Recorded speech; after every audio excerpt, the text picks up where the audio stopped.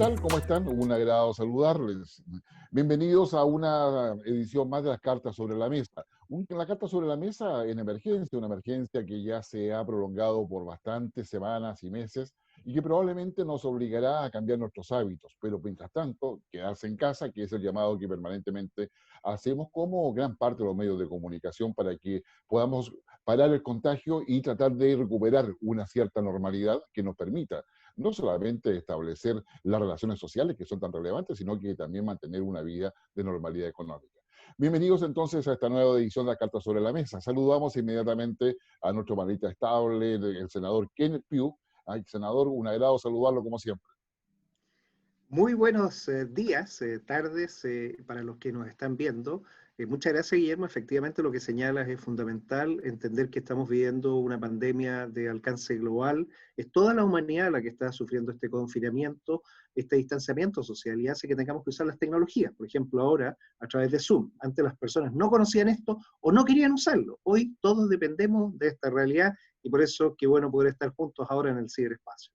Exactamente, es impresionante, pero esto claramente ha cambiado hábitos por lo menos. Yo no creo que sea un antes y un después, pero sin lugar a dudas ha generado un cambio que va a tener o sea, impacto en la vida social nuestra, más allá de la necesidad como seres humanos que tenemos de poder reunirnos, juntarnos, a conversar y abrazarnos. Así que, bueno, pero eso es parte, yo diría, de la pandemia y todo eso. Nuestro país ha estado, yo diría, en términos políticos convulsionados. Yo creo que tenemos tres grandes grupos dentro de nuestra sociedad. Aquellos, una minoría muy concreta, que es la que genera vandalismo, barricada en la noche, que genera algún grado de violencia, que hace un desacato a la autoridad, que de alguna forma intenta tener sus propias reglas. Y creo que hay un grupo que es complicado, pero que de alguna forma incide en una agenda que está marcada por una sociedad más bien silenciosa, que espera que esto se supere pronto, poder recuperar la normalidad, recuperar sus ingresos, recuperar, yo diría, lo que es lo que teníamos antes en términos de cercanía, en términos de creatividad, innovación, emprendimiento, en todos los ámbitos. Y tenemos otro sector que ahí me quiero concentrar, que es el sector político, donde tú, Kenneth, como senador, estás en una parte de él, en el legislativo, en la Cámara Alta del Legislativo, pero que va dando cuenta de que algo no está funcionando a la luz de estos otros dos sectores. Es decir, tenemos un conflicto entre ejecutivo y legislativo que se ha ido profundizando y probablemente lo que más llama la atención es esta votación de la Cámara de Diputados para poder aprobar el retiro del 10% de los fondos previsionales que cada uno de nosotros tiene, como una forma de ayuda, cosa que es bastante cuestionable. O sea, suena muy bien que yo retire mis fondos previsionales en un 10%, pero sucede que no por lo menos los antecedentes que uno tiene, pareciera ser que el tema no va por el buen camino. Sin embargo, la Cámara de Diputados lo aprueba, al contrario censo incluso de una cantidad de expertos de todos los colores políticos que decían, no, eso no va bien. ¿Cómo ves tú esta votación que ha generado una crisis política para el gobierno y yo creo que también para el sistema democrático? Bueno, el 8 de julio del 2020 va a marcar un hito en la historia republicana.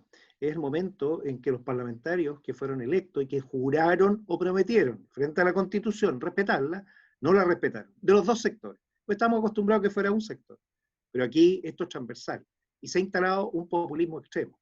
¿Y por qué? Y lo voy a poner muy claramente. No pueden tener mociones los parlamentarios que afecten el sistema previsional y menos que afecten el flujo económico del Estado. Y eso es lo primero. Pero lo segundo, la solución no parece ser tan buena. La media de lo que las personas podrían retirar, 10%, es aproximadamente 1,5 millones de pesos. ¿Cuál es la propuesta del gobierno? En vez de hacer todo un sistema complicadísimo, legal, para poder retirar los recursos, que obviamente tiene efectos gigantescos, es mejor ir en ayuda directa, rápida, sin leyes, con 2,600,000. 2,600,000 son básicamente 650,000 pesos por 4 meses, donde además las personas se les condona el 25%, 650,000 pesos que no van a pagar, y solamente se paga, si es que pueden, en los próximos 4 años. Entonces, no solo hay una mala propuesta técnica legislativa, sino que además afectan el ahorro de las personas. Lo último que hay que tomar es el ahorro de las personas, y por eso yo llamo a tener conciencia. Y bueno, además, tener en el panel a Gabriel Gaspar, que se nos acaba de sumar, lo veo ahí. Gabriel, ¿cómo estás? ¿Qué tal, senador? ¿Qué tal? ¿Cómo estás? Guillermo, ¿cómo estás? Un gusto. Bien, bien, no, un agrado saludarte, Gabriel. La verdad que habíamos comenzado porque en verdad, digamos, esta suerte, no sé, yo no hablaría de terremoto, hablaría de una cachetada de lo que fue la votación en la Cámara de Diputados, que para algunos esta cuestión es populismo, dado no solamente la complejidad, sino que la cantidad de personas que puede sacar más de 2.600.000 de los fondos de retiro por su 10%, la verdad que es una minoría, que es la que efectivamente ha tenido mayor ingreso y ha podido cotizar más. Entonces, digamos, hay un contrasentido. ¿Cómo ves tú esta situación, digamos, política? Porque en el fondo significó un quiebre al interior de Chile Vamos, la coalición que apoya al gobierno, un debate que no fue menor dentro de la oposición y una oposición que se compró una frase fácil. ¿Cómo lo ves tú? A ver, creo que primero creo que estamos viviendo un momento muy difícil. Ya. Curiosamente, un momento políticamente muy difícil y económicamente, ¿no? Cuando parece que estamos empezando a salir de la crisis sanitaria. Eso es súper peculiar, digamos. Leve mejoría, dijo el ministro. Una leve mejoría, pero todo indica que si mantenemos el paso vamos a ver luz al final del túnel, lo cual es positivo y qué bueno. Segundo, ¿por qué digo la crisis? Porque en términos políticos, y me voy a referir primero a los términos políticos, eh, el, el gobierno, me refiero a la moneda como el gobierno, se ve en contradicciones con su coalición de gobierno. Eso es evidente. Y por tanto se le dificulta gobernar, por decirlo así. Y de otro lado vemos una oposición que no está preparada para gobernar tampoco. Entonces estamos en un pantano muy complicado. Digo, como expresión conjunta del funcionamiento del sistema político. En medio, para que titularlo nomás, de una grave recesión en la cual estamos entrando, con más de 10% de desempleo si es que se cuenta benignamente, porque la cifra es mayor. Y además, el tema de la discusión es que yo creo que es se ha concentrado en el tema del 10% de las AFP. Pero me parece que el tema más de fondo es cómo ayudar a la población vulnerable. Ese es el tema. Y aquí, bueno, le pena al gobierno no haber asumido alguna de las iniciativas que se le propusieron hace algunas semanas o meses atrás para mejorar el ingreso familiar. En definitiva, si eso se lograba, no habría habido necesidad de entrar a esto. Con lo cual no estoy negando lo complicado que es. Voy a ponerle más pelo a la sopa, le voy a agregarle. Porque en Perú, al comienzo de la crisis se aprobó un retiro de un 5%. Ahí más o menos resultó. En un país donde 6 millones de peruanos tienen AFP y el 70% no tiene nada. O sea, por tanto, la fórmula no era para un sector muy minoritario, ¿no? Pero ahora acaban de aprobar el 25% de retiro. Y el presidente Vizcarra todavía no le pone la firma para la promulgación. Hasta ahí diría el tema peruano, pero ojo, la mayoría de las AFP peruanas son filiales de chilenas. Entonces, yo me imagino desde el punto de vista corporativo, esas empresas deben estar complicadas. Por lo mismo, creo que aquí lo que se requeriría es un gran acuerdo, o sea, si la mayoría, según lo que dicen, los que votan para allá o para acá, dicen que quieren ayudar a la población vulnerable, bueno, ¿por qué no buscamos construir un mecanismo de ese tipo que le permita darle estabilidad a la situación en que nos encontramos? Porque hoy día ya hay repercusiones políticas, el gabinete político particularmente, que es muy precario, digámoslo de frente, son buenos, o sea, digo precario porque, como diría Stalin, tienen pocas divisiones. ¿Cuántas divisiones tiene el Papa? Preguntaba Stalin. Exactamente. Y resulta que Evópolis tiene pocas divisiones. Tiene una brigada nomás, en cambio las divisiones son otras. Y eso se tiene que reflejar en una fórmula de gobierno estable. Segundo, yo creo que para colocar ya al final, y con esto me callo, ¿cuál sería la salida virtuosa, global, no solo a este incidente? Es que si logramos salir, mantener el ritmo y salir de la pandemia progresivamente, lo cual es bueno, Lo que se va a instalar es cómo reactivamos la economía, cómo generamos empleo, cómo estimulamos la inversión, dónde invertimos la deuda que estamos contrayendo. Y esa discusión, en el fondo, es una discusión de qué país queremos, qué sociedad queremos. Desde ese punto de vista, esa discusión, la de la reactivación económica, se engarza, se hilvana muy bien con la discusión del contenido constitucional futuro. ¿Qué derechos necesitamos proteger, garantizar para todos los chilenos? ¿Qué rol, qué tipo de economía, cuánto de presencia estatal, cuánto de actividad privada, en fin? Ese sería el círculo virtuoso. Unir el debate de la reactivación con el debate de los derechos fundamentales de los chilenos y las normas básicas del funcionamiento productivo. Hay que tocar madera, ¿no? no queda otra. A ver, claro.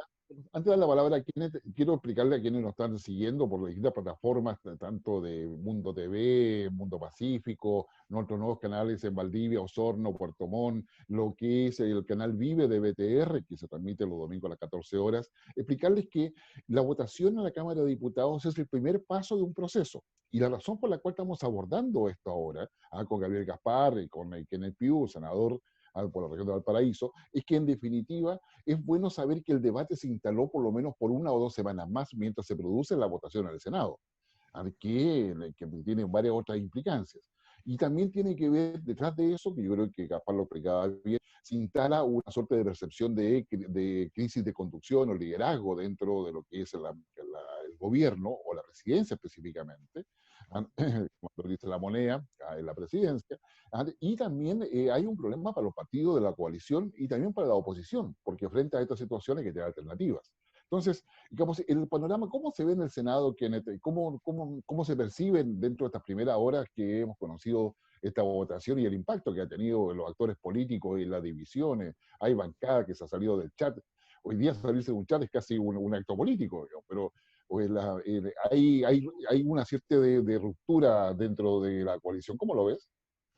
Bueno, afortunadamente tenemos un Senado y yo por eso valoro la apreciación global que hace Gabriel. Necesitamos tener instancias de diálogo y tener personas que estén preocupadas del Chile que queremos construir y no lo que se está en la trinchera en estos momentos. La Cámara de Diputados es una trinchera en donde se está dando una discusión que no es de largo plazo. En el Senado sí existen esos senadoras y senadores que tienen esa capacidad, tienen capacidad para construir, y de hecho lo que esperamos ver. Obviamente va a fracturarse nuestra coalición Chile Vamos si en el Senado se presentara algo similar que en la Cámara de Diputados. Y eso es algo que se va a saber muy pronto. De hecho, ya hay algunos medios que empezaron a hacer una encuesta anticipada de cómo sería esta votación. Pero eso es algo que es puntual. Yo por eso quiero tomar las palabras de Gaspar y decir, aquí necesitamos una hoja de ruta. Si cuando hay un temporal, cuando uno no sabe por dónde diablo tiene que ir, hay que amarrarse bien, pero hay que decir todos juntos, mira, vamos por este lado. Eso es lo que le pasó a Colón en algún minuto cuando venía para acá y siguieron avanzando y encontraron esta conquista del paraíso, es decir, encontraron algo nuevo. Nosotros entonces tenemos que hacer lo mismo. Fíjate que y tomemos ahora los grandes lineamientos globales. El Foro Económico Mundial, que es donde se concentra la mayor cantidad de tomadores de decisiones, puso como tema para su reunión número 50, se hace en Davos ahora en enero, del 21 al 23, el tema del Great Reset, el gran reset, o sea, resetear el sistema mundial. Y estamos hablando que esta cuestión es no menor. O sea, es el tema económico, el tema social y el tema medioambiental, alineados los tres con las Naciones Unidas, con los Objetivos de Desarrollo Sostenible de Naciones Unidas. Y Gabriel tiene mucha razón en lo que dice, que esto tiene que estar alineado con nuestra discusión política de nuestra Carta Magna, vale decir, la ley más importante de todas, la Constitución. Yo, de hecho, estas semanas pasadas, ingresé también una reforma constitucional, el derecho de los ciudadanos a poder relacionarse digitalmente con el Estado. ¿Y por qué? Porque también, lo dice el Foro Económico Mundial, la tecnología va a ser esencial. Si los trabajos se van a perder no solo por la pandemia y la crisis económica, sino que también por el avance de la automatización avanzada. Entonces, estamos en una situación compleja, en un momento que nos pilló una crisis sanitaria que produce un problema humanitario, pero con un descalabro económico de un modelo que cambia a otro modelo. Entonces, tenemos que conversar, tenemos que ponernos de acuerdo. Sin acuerdo político es imposible. Solo para terminar, vamos a elegir gobernadores regionales. Los gobernadores regionales además van a estar limitados por una ley a 3 periodos, 12 años.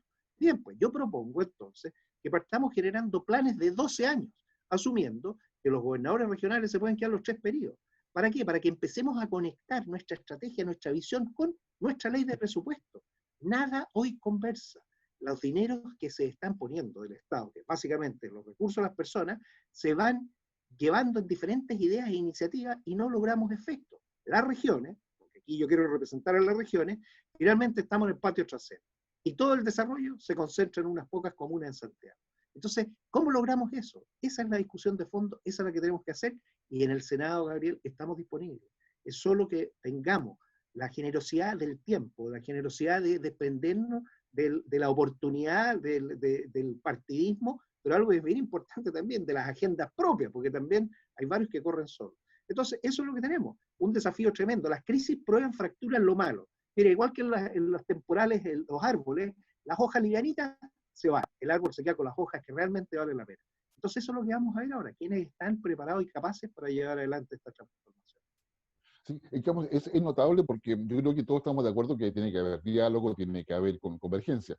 Yo les quiero agregar un antecedente más. Probablemente la mejor manejo de la pandemia, no solamente en términos sanitarios, sino que también desde el punto de vista de propuestas, de hojas de ruta o de ver cómo se genera esa conexión entre el poder, quien tiene el poder y la ciudadanía, lo han dado la primera ministra de Nueva Zelanda, que en términos, así, por decirlo, en una línea, digamos, ha colocado, digamos, empatía y sentido común para enfrentar la crisis, para no ir a toda una explicación. Y al ladito de ella está Angela Merkel, que en la última semana ha dicho varias cosas importantes y que tienen que ver con el tema de fondo que ustedes están planteando. Acá se requiere repensar el Estado. Y Angela Merkel ha dicho una frase que ha sido replicada en muchos medios, en términos que apostamos por la desregulación. La desregulación no ha dado resultado. Hoy día, digamos, si la gente no es capaz de autorregularse, se requiere que el Estado coloque regulación y con eso está colocando de que es necesario redefinir el rol del Estado. Y yo creo que esa redefinición del rol del Estado no solamente va por lo que tú propones, Kenneth, de poder generar una cercanía digital con el ciudadano, sino que también con la idea de que el Estado tiene que preocuparse del bien común de la sociedad. ¿Tú crees, Gaspar, que es posible avanzar en una hoja de ruta bajo estas características, pensando eso como elementos esenciales nada más, dentro de la lógica política y debate que tenemos? Yo espero y estoy decidido a poner todo lo que esté de mi parte y creo que necesitamos eso. Ahora, que se dé, bueno, eso es la responsabilidad de las actuales élites, ¿cierto? Porque estamos sometidos a la crisis más grande desde la crisis de los años 30, desde que se nos acabó el salitre y se descompuso la economía mundial. Ahí tuvimos años de revueltas, de gobiernos, juntas militares, rebeliones, de todo, hasta una república socialista tuvimos entre medio.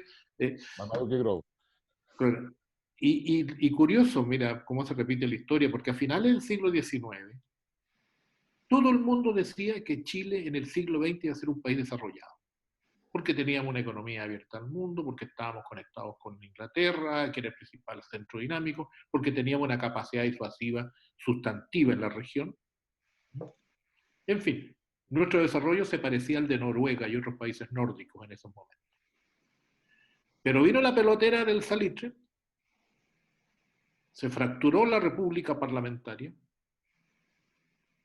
había problemas sociales que no se atendieron a tiempo. Y bueno, vino esta pelotera y después de eso se normalizó y salió la república en los años 30, con una sola convicción, que ya había que reconstruir porque la oportunidad de desarrollo se había ido. Bueno, esa es la época que se crea Corfo, digamos, viene el ferrocarril izquierdo, la gobernable de Car, etc. Bien, dice el caso de desarrollo frustrado. Y ahora resulta que estamos en una situación muy parecida. Tenemos una gran economía abierta al mundo, teníamos una estabilidad política relativamente destacada en la región, tenemos una capacidad disuasiva, sustantiva y estratégica, y todo el mundo decía Chile va para el desarrollo. Entonces yo quisiera que nuestros vástagos, las nuevas generaciones, nos digan qué les pasó. se la farrearon a finales del siglo XIX y el comienzo del siglo XX, y se la volvieron a farrear 10 años, 100 años después. Entonces, es el momento que aprendamos de nuestra historia. Por ejemplo, hay que escuchar los problemas sociales. Dice, estamos en un problema de la OFP, pero si tuvimos 1 millón de personas reclamando por un nuevo sistema de pensiones, y no se escucha. Y si no se escucha, la gente se nega. Y otra cosa que también debemos aprender, los problemas sociales no se resuelven por la fuerza. Yo soy muy crítico de algunas iniciativas que hay hoy día en la agenda de defensa, ¿no?, que hablan más o menos de enemigo interno. Eso no tiene nada que ver con las enseñanzas de nuestra historia. Más bien, yo no creo que haya un peligro de ese tipo, digamos, de que surja un militarismo. No, no creo eso. Tengo más miedo de la incapacidad de las élites civiles de construir un proyecto nacional, en el cual proyecto nacional no significa que estemos unánimes, pero que fijemos normas civilizadas para dirimir nuestras controversias. No puede ser, disculpa, Kenneth, no tiene que ver con el Senado, pero hay actuaciones en la Cámara de Diputados que con tal de obtener cámara se hace cosas que no van con la investidura del cargo, como dirían los diplomáticos. No se respeta la investidura. Y bueno, y eso obviamente contribuye a una mayor distancia entre gobernados y gobernantes. Entonces, yo comparto, las crisis también dan oportunidades. Esta puede ser un espacio en el cual también yo me hago la autocrítica. Mi generación hizo algunas cosas buenas, otras no tanto, otras las postergó, pero una que hicimos re mal. No generamos una generación de recambio. Así es. No fomentamos un espacio para las nuevas generaciones. Para dar un puro dato, en el gabinete de Elwin habían ministros que tenían más o menos la misma edad que algunos dirigentes del Frente Amplio hoy día. Para darnos una idea. Y sin embargo, hay muchos de esos que hoy día siguen tratando de estar en primera fila. Han pasado 30 y tantos años. Entonces, bueno, cada generación tiene su motivo y también su misión. Yo creo que los que ya tenemos canas tenemos que tratar de ayudar a que emerjan las nuevas generaciones y a poner con humildad nuestro aporte para construir un país mejor. Sí, ¿no? Sin duda, rescatar la política, digamos, como sentido republicano y la lógica del siglo XXI significa que las ideologías quedan al servicio de la política y no la política al servicio de la ideología, que es un poco yo creo que nos está pasando. Yo quisiera, digamos, retomar un poco lo que decía el senador de Piu, en términos de que él mencionó muy al pasar de Great Reset, que es el gran reinicio que está planteando el Foro Económico Mundial para el enero de 2021, y donde efectivamente ahí también va el Fondo Monetario Internacional. Es primera vez desde el inicio de la pandemia donde se plantea la idea de que hay que hacer cambios estructurales al modelo. No ir contra la globalización, sino que generar adaptación y adecuación de este modelo. A Chile, que tanto le gusta copiar lo que hace afuera, recordemos que acá nosotros hemos pasado por discusiones respecto a qué modelo educacional tenemos y recorremos países tratando de ver cuál es el que mejor nos sirve, no viendo muchas veces las necesidades que tenemos y de qué manera esa experiencia nos puede solamente servir, pero no el modelo.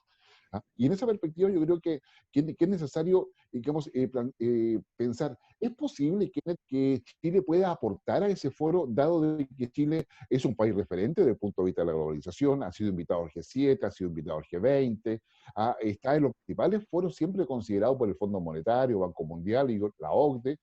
¿Es posible que Chile pueda aportar algo? Y si ese algo es posible, ¿por dónde crees tú que podría ir la mano respecto a eso, considerando lo que ya ha señalado Gabriel?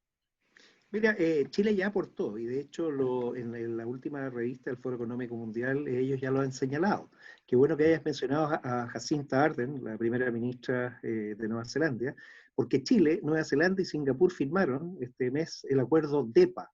El acuerdo DEPA es el primer acuerdo de economías digitales, parten en el Pacífico, y es un acuerdo trascendente. Y esto es lo que el Foro Económico Mundial dice, hay que hacer cosas innovadoras como la que está haciendo Chile, Nueva Zelanda y Singapur. O sea, ya estamos en el mapa.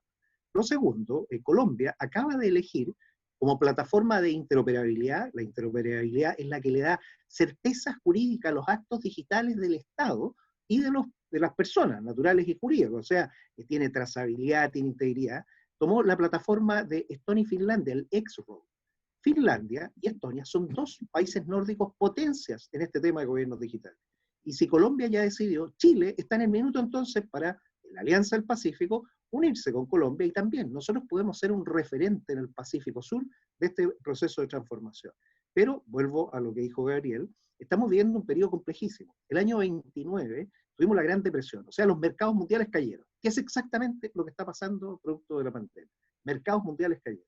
En Chile, nuestro único producto, el salitre, fue sustituido, porque estábamos en un periodo de guerra, en donde buscaron una forma sintética de producirlo, y nos quedamos sin el único producto. El error, entonces, fue la monoproducción, solamente un proveedor de un insumo, un commodity. Ese es un gran error estratégico. ¿Dónde vino? Y ahí viene, yo lo que quiero destacar, el proceso transformador fue gracias a un terremoto, el terremoto de Chillán del año 39, que ese fue el que hizo salir a la Corfo, y la Corfo es el verdadero motor que promueve la producción, el fomento en el país. Pedro Aguirre Cerda, y con esto quiero terminar, nos da entonces la lección. Educar es gobernar, o gobernar es educar. Elige las dos versiones, te las regalo porque cualquiera de las dos para no citarlo a él, pero la educación ahora tiene que ser digital. Si no entendemos que vamos a un mundo netamente digital, y si no partimos a edad temprana, vamos a perder la oportunidad. Entonces Chile tiene la capacidad, ya partido está citado, podemos, pero tenemos que nosotros creernos esto. Y ese es el primer acuerdo político. O sea, acordemos, y yo estoy viendo, promoviendo, de hecho, la formación de una comisión especial para todo lo que es la interoperabilidad y la transformación digital del Estado. Si el Estado no tiene que ser ni gran ni chico, tiene que ser fuerte.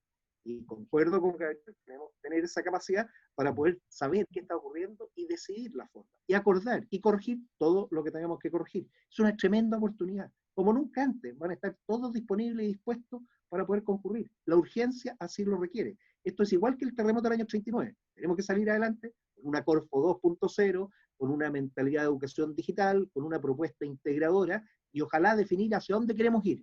Un rumbo tiene, igual que un camino, dos lados. Vamos para allá, unos se van por la derecha y otros se van por la izquierda, pero los dos vamos para el mismo lado.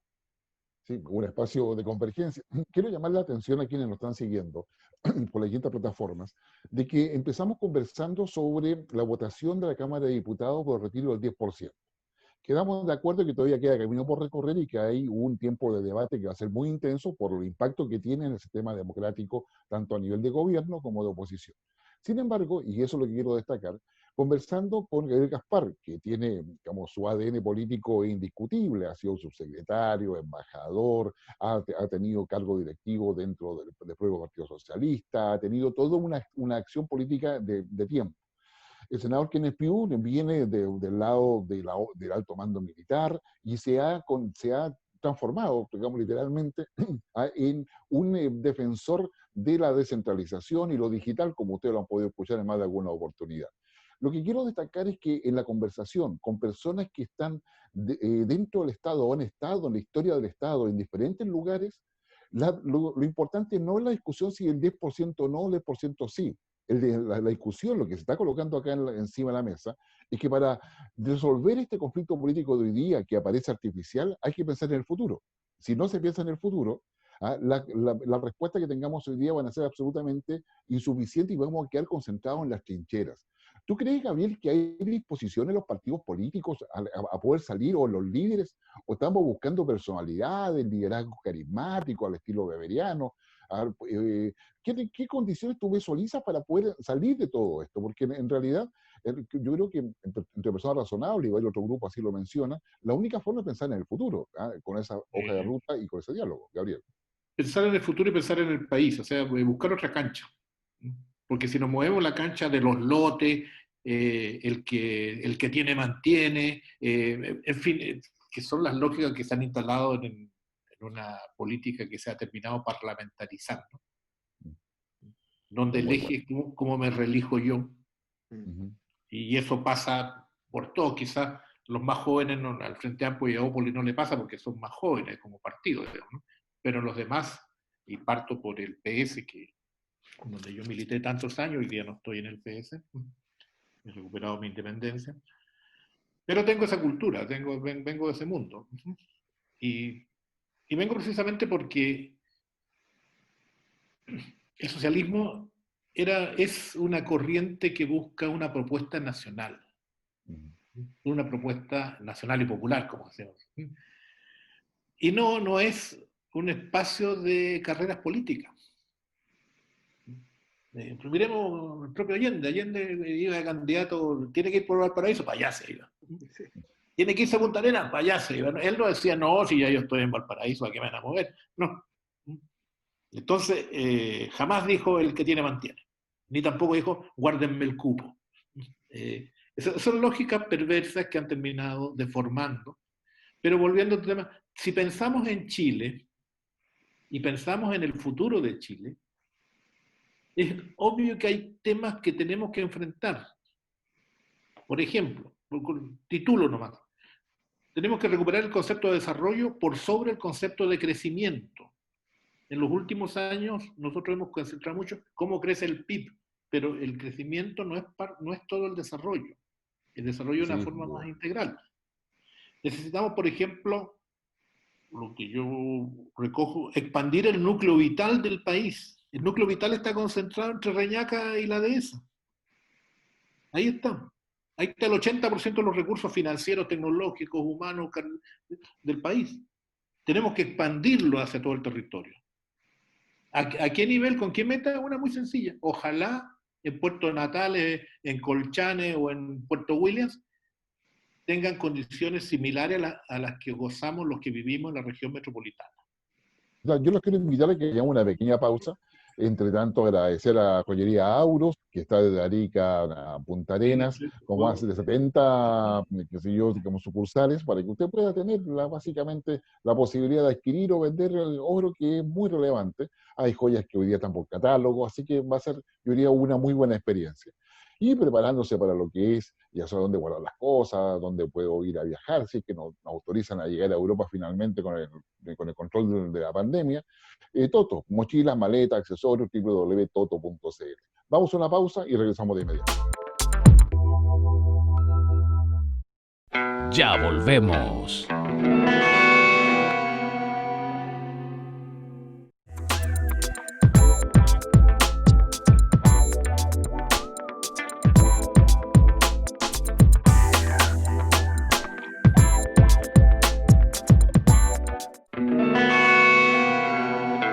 Estamos de vuelta.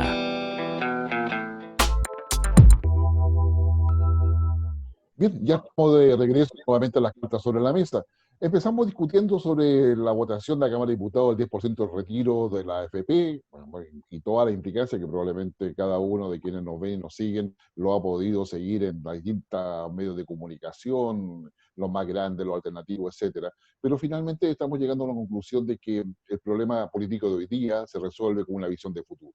Y en esa perspectiva, Gabriel Gaspar, con una amplia trayectoria y destacada trayectoria política e institucional, además, el senador Kenneth Pugh, que tiene lo propio en términos institucionales y hoy día, estando como en el Senado, han ido avanzando en términos de que esta visión de futuro requiere ponerse de acuerdo, pero en una hoja de ruta, en un sendero, me atrevería a decir, con límites bien acotados y que son parte de la discusión constitucional que vamos a tener que tener de alguna forma y que está entampada, o sea, enmarcada además en lo que pasa a nivel mundial. Y a nivel mundial tenemos lo que va a pasar en enero con el Foro Económico Mundial, el Fondo Monetario, para poder modificar las estructuras de la globalización. La globalización no se va a terminar, sino que se va a adaptar y flexibilizar, que es lo que se viene. Ahora, ¿qué hacemos en Chile? Quiero invitar al senador Kenneth Pugh que nos explique, claro, porque tú planteabas, Kenneth, que es necesario, digamos, tener una cierta lógica entre lo que queremos hacer a futuro, la forma en que se debe conducir y tener los recursos para ello, pero que no pueden estar limitados al cambio de humor de cada gobierno que llegue, porque si no se pierde esa visión. ¿Cómo lo podrías plantear? Yo sé que tú tienes una propuesta que la estás avanzando y empujando desde las regiones. Cuéntame. Bueno, primero, felicitar a Gabriel por la visión de la conectividad. O sea, cuando él nos habla de los trenes, efectivamente, no podemos desarrollar el país sin trenes. Cuando nos dice la carretera de fibra óptica, por supuesto, y ahí está la buena noticia, se adjudicó el mes pasado el subsidio más grande a las telecomunicaciones, fibra óptica nacional, que va a permitir en forma continental terrestre 10.000 kilómetros que van a conectar 183 comunas que no estaban conectadas. La buena noticia es que se inauguró el proyecto que partió en el gobierno anterior de la presidenta Bachelet, el de la fibra óptica austral, submarina, que se fue desde Puerto Montt por los canales, salió por Caleta Tortel en Aysén, siguió por el estrecho Magallanes Punta Arenas y por el canal Beagle a Puerto Williams. O sea, a Puerto Williams, que mencionaste, lo vamos a poder tener con la misma calidad de servicios digitales que la mejor comuna de las más exquisitas de Santiago. Eso es lo que queremos, darle la oportunidad a todos. Pero tenemos que ponernos de acuerdo. Yo por eso tengo una pequeña propuesta, que es básicamente esto que voy a compartir con ustedes en la pantalla. ¿Cómo financiamos esto? Básicamente el Estado tiene recursos importantísimos que permiten el desarrollo de infraestructura que se puede hacer o con los recursos directos o vía concesión. Pero eso lo hacen los ministerios, y los ministerios no conversan entre sí. Hay un ministerio que hace el camino, pero no está el muelle, y no sigue, o no está el puente, o se hizo en un lado y no en el otro. O sea, hay una desconexión gigantesca en la aplicación territorial. La bajada en el territorio, como se decide en Santiago, no se conoce bien. Después, algunos pocos, no muchos recursos, llegan al gobierno regional, vía FNR, para que también priorice. Pero esos recursos no conversan con los recursos del ministerio. Y finalmente, no hay que dejarlos afuera, están los recursos de los privados, que también quieren integrarse, pero no tenemos una visión territorial única que lo permita integrar. Que es lo que entonces fue lo que propuse, en base a que vamos a tener autoridades electas, gobernadores regionales, en donde se podría dar el caso que se reelijan hasta el máximo, 3 periodos, un proceso de planificación de 12 años. Y aquí parte de una visión, ¿dónde queremos llegar? ¿Qué es lo importante, lo que dice arriba? Acuerdo político regional. Si no tenemos un acuerdo en las regiones, con las fuerzas políticas, para poder darle vida y luchar después por ese presupuesto, tenemos que estar juntos. Sí, podemos tener diferencias políticas, ideológicas y otras, pero no nos podemos perder en nuestro territorio con nuestra gente. Con un acuerdo político podemos sacar entonces una estrategia de desarrollo regional a 12 años. Y de ahí después invitar a los candidatos que quieran a que se puedan insertar y que puedan tener sus programas de gobierno regionales, y de ahí bajarlo a lo que vamos a tener que discutir todos los años. Nuestra ley de presupuesto de la región, ¿cómo vamos? Y todo esto con mediciones, con métricas, más data y menos guata. Este es un sistema ultra estable. Para los que conocen de sistemas de control, es en cascada con realimentaciones de lazo cerrado. Y esto da estabilidad. Entonces, sistemas como estos son los que queremos ver y ojalá discutir y después ponernos de acuerdo. Eso es básicamente el cómo podemos, desde las regiones, contribuir al desarrollo nacional, con talento. La región es la riqueza más grande que tiene, es el talento. Hay que desarrollar talento y retener talento, que no se nos vayan a Santiago. Entonces, nuestro desafío está en eso, en lograr una solución regional que permita generar ecosistemas, empleos de calidad, con trabajo bien remunerado, no precario. Tenemos que ser capaces de generar eso y darle, obviamente, la oportunidad a la gente que se quede en el territorio. Yo entonces, me encanta el tema, estoy disponible, Gabriel, si lo quieres llevar a los foros, podemos trabajarlo. Yo creo que tú tienes una capacidad para vincular gigantesca, y obviamente hoy podemos usar rápidamente las tecnologías, nos podemos convocar cuando sea, o sea, no hay impedimentos de horas, de viajes, de nada. Así que disponible para trabajar, para crear esa visión común y apoyar desde los territorios a una solución global. No me arrogo la visión del país. Se puede también escalar y llegar a un modelo país. No, la verdad que la cosa es interesante porque estamos llegando a propuestas concretas que tienen que ver con el futuro del país. Y más allá de las modificaciones que se pueda hacer una planificación de esta naturaleza, una propuesta de esta naturaleza, yo creo que ya al menos estamos viendo algo bastante más concreto respecto a lo que podemos aspirar. Gabriel, ¿cómo lo ves tú? ¿Es posible en términos políticos, de tu experiencia política, llegar a consenso, acuerdo a este diálogo y este acuerdo político en una cosa de esta naturaleza, por ejemplo? Bueno, yo creo que la necesidad genera el órgano. Y Ya. todo Chile con un mínimo de realismo, cuando empecemos a salir de nuestras casas y mirar el desastre que está la economía del país, tenemos que colocarnos por la cabeza cómo se reactiva. Y eso es una tarea de todos, ¿no? De empresarios, de planificadores, de los partidos, de los parlamentarios. O sea, nadie puede negarse, digamos, a asumir esta tarea.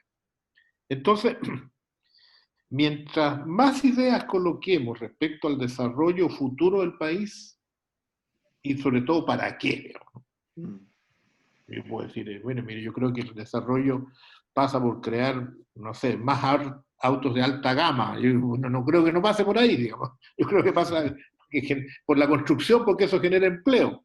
¿Y qué construimos? Infraestructura, porque eso permite aumentar la productividad del país, por ejemplo. Otra explicación. Es necesario tener seguros en este mundo después de la que hemos vivido. Nosotros éramos un país, por ejemplo, que antes nos abastecíamos alimentariamente, en casi todos los rubros. Producíamos y exportábamos trigo. En el siglo XIX fueron los principales exportadores de trigo. Hoy día casi no producimos trigo, tengo entendido. Así es. Porque lo traemos. Está bien, hay que traerlo, si se puede, pero a veces el comercio se cierra, como nos pasó en este día. Entonces tenemos que asegurar un mínimo de sustentabilidad alimentaria para el país. Qué bonito lo de las paltas, pero si eso nos deja sin agua, en algunas zonas, mejor prefiero tener agua y exportar menos paltas. En fin, va a haber que precisar para qué crecemos, dónde crecemos, en fin, qué sectores se benefician. Y también resolver, yo diría, asumir con realismo y con voluntad los desafíos sociales. La previsión es un tema. Es claramente un tema, y le hemos hecho los oídos sordos desde hace tiempo, diría yo, pero hoy día ya se nos vino la estantería abajo. Entonces es mejor conversar los problemas a tiempo y no cuando se caen. Siempre hay más margen de solución. Y creo que también un tema que no es menor, que es la estabilidad, porque mucha gente dice, va a venir, se acaba la pandemia y viene el estallido social. Bueno, si le damos un horizonte de bienestar y reconstrucción a la mayoría de los chilenos, yo creo que no podemos conducir eso. Eso cambia incluso las prioridades. Por ejemplo, pensando en el gobierno, yo no soy de oposición, por decirlo. Creo que el gobierno ya no pudo aplicar su programa por y el manejo, yo diría, equivocado, la primera parte de la pandemia, yo creo un manejo autosuficiente, bueno, ¿para qué vamos a insistir? Que nos hizo perder mucho tiempo. Y uno dice, bueno, pero entonces el gobierno no tiene salida. Sí tiene una gran salida. Este gobierno tiene una gran salida que es asegurar la preservación institucional de la República, salvar, ¿cierto?, la crisis más grave que ha vivido el país. Eso es mucho más importante, yo creo, que el programa original. En términos históricos es mucho más. ¿Y quién se va a negar a apoyar eso? Obviamente se tienen que corregir cosas. Hay que escuchar a la gente. No hay que tomar decisiones tardías. Y más agenda nacional, menos agenda personal. Eso vale para todos, no solo para el gobierno, para la oposición, vale para todos. Porque si no construimos este círculo virtuoso entre reconstrucción y discusión constitucional, y ahí nos sale un cronograma institucional de facto, si no logramos eso, vamos a vivir tiempos muy peores. Muy, pero muy peores. En esa perspectiva, Kenneth, ¿es posible pensar que para lo que estamos proponiendo, de que el gobierno tiene esas capacidades o podría generarlas, o es necesario, digamos, ir a un gobierno de unidad nacional, por ejemplo, digamos, dada la coyuntura en la cual nos encontramos en términos del nivel de conflicto que tenemos? ¿Cómo lo ves tú, Kenneth? Bueno, en este momento la situación es tan crítica que el comité político los lunes ha quedado suspendido. O sea, eso nos demuestra que hay una fractura importante. Lo segundo, si tomamos la pirámide de Maslow, tenemos que asegurar la base. O sea, y ahí comparto con Gabriel, tenemos que asegurar el Estado de Derecho, la República, la institucionalidad. Eso tiene que funcionar y eso es lo que todos tenemos que ahora lograr. Que el Ejecutivo haga lo que tiene que hacer, el Legislativo también, y el Poder Judicial. Fíjate que el Ministerio Público también tiene que estar acorde a los momentos, y tenemos que, si es necesario, lo queremos invitar al Fiscal Nacional a que nos explique, hacer las reformas necesarias al sistema de procesamiento que tenemos hoy, que ha permitido que tengamos vacíos que impidan que se robustezca el sistema. Lo segundo, y yo creo que antes que pasar un gobierno de unidad nacional, que es una alternativa, el presidente debe hacer cambio en su equipo. O sea, el cambio de los jugadores, en este momento ya vemos que hay algunos problemas, él tendrá que elegir quién, en qué momento y cuándo, pero es como su última oportunidad, o sea, tiene la última oportunidad de efectuar cambios de jugadores. Y si no, si efectivamente la situación se complejiza, porque van a venir otras variables que se van a venir muy pronto encima, ahí obviamente siempre está esa disponibilidad. Pero asegurar lo básico, y eso es lo que tenemos que entender, o sea, definir los mínimos que queremos recuperar y esos mínimos fortalecer, ¿no? Es como quien dice la línea defensiva que tenemos que poner. Concuerdo en ese análisis, lo prioritario, y por eso más agenda nacional y menos agenda personal. Yo me lo compro y me uno a las agendas nacionales para poder apoyar. Gabriel, en este escenario que hemos ido construyendo, que ustedes han ido planteando, ¿es necesario el plebiscito, por ejemplo, más con la situación en la cual estamos y no estamos? ¿El plebiscito es una parte importante de esta arquitectura que ustedes están planteando eventualmente? Por supuesto, o sea, es fundamental, porque el plebiscito es la expresión del soberano. Nosotros somos una república donde la soberanía recae en toda la ciudadanía. No hay ninguna razón para impedir que el soberano se pueda expresar. Lo que hay que hacer es garantizar que lo haga de la mejor manera. Eso es otra cosa. Entonces, si queremos incendiar la pradera, escamoteemos el plebiscito. Eso te lo aseguro de partido. Y yo mismo estaría, digamos, en la protesta. Porque, ¿por qué?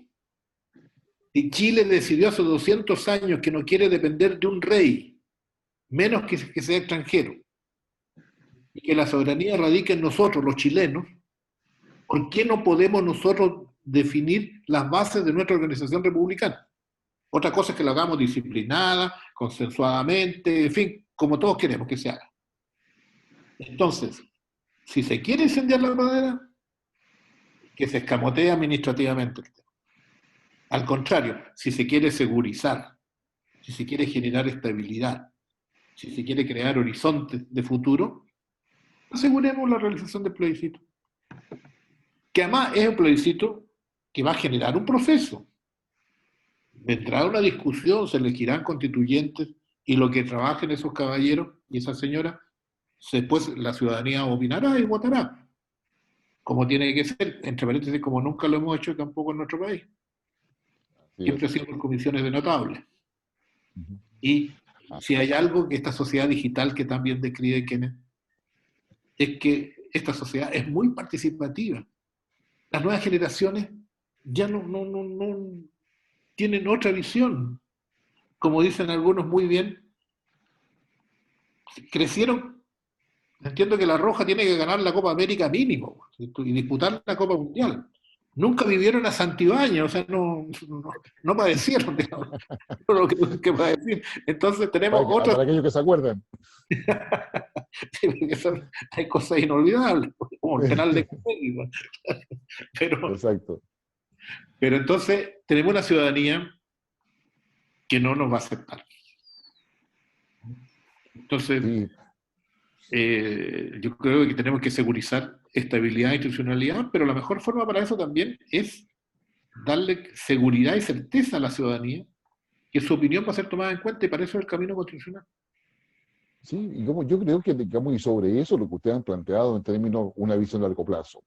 La idea de pensar en el desarrollo antes que el crecimiento, que el desarrollo sea la condición para el crecimiento, lo cual significa en la práctica atención a las necesidades sociales, el tema previsional, a todo lo que requiere calidad y dignidad de vida para cada uno de los ciudadanos. Yo creo que ahí hay un tema. Lo otro, lo que es inversión. Lo tercero es la digitalización y colocarse de lleno en la cuarta revolución industrial, que es donde tenemos que adecuarnos y adaptarnos para poder aumentar el empleo. Generar un cambio en lo que es la manera de planificar y juntar, que los sectores dentro del gobierno conversen, que haya una buena conducción y continuidad en lo que se hace, y recursos para eso con el sector privado encima. Es decir, darle no solamente una visión, sino que colocarle, digamos, sustentabilidad, que es tanto en términos medioambientales como también en términos institucionales, a todo lo que se quiere hacer. Y es lo que hoy día se está discutiendo en Europa, en los principales países europeos, es lo que se está discutiendo en el Foro Económico Mundial.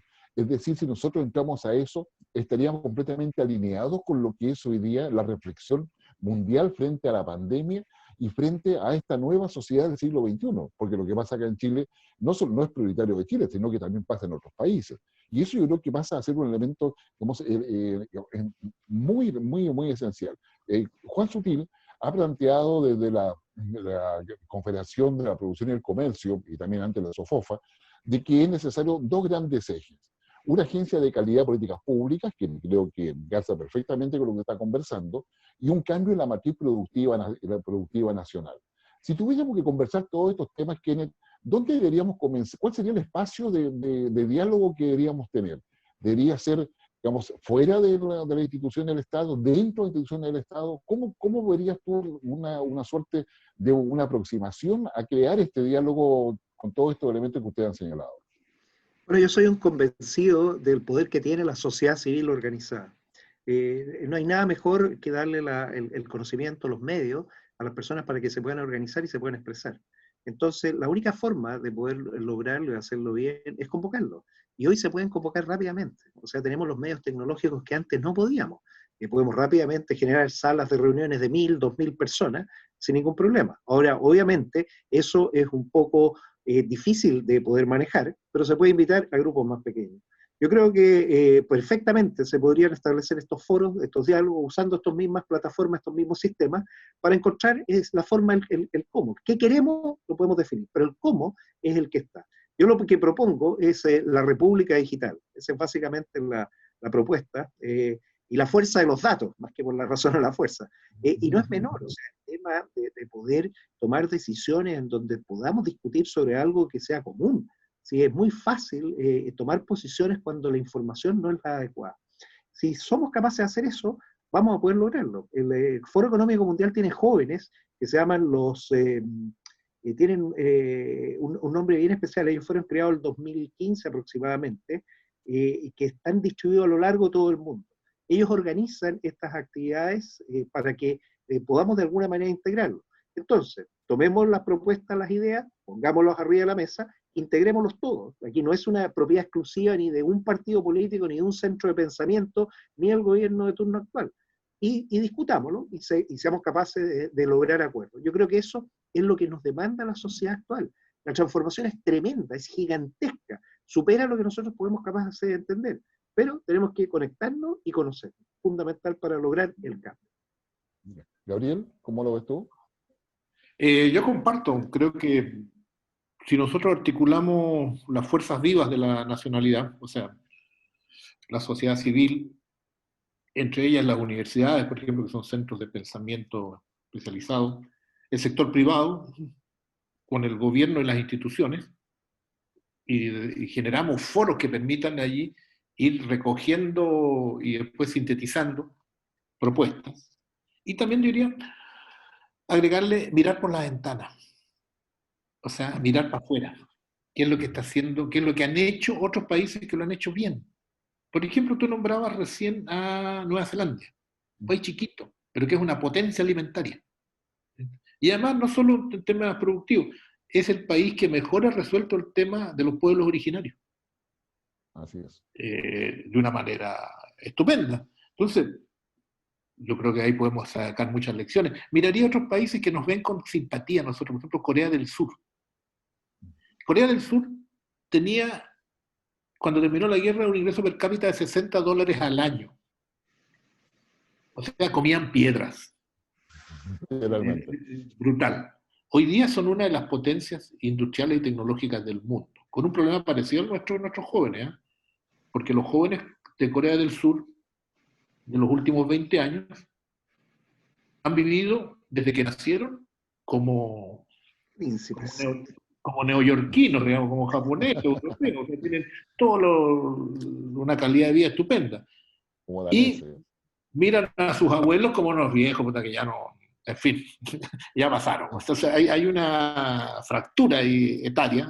Es muy interesante el proceso de Corea del Sur y cómo en 50 años se transformaron en tremenda potencia. Algo tienen que haber hecho. Los nórdicos, por ejemplo.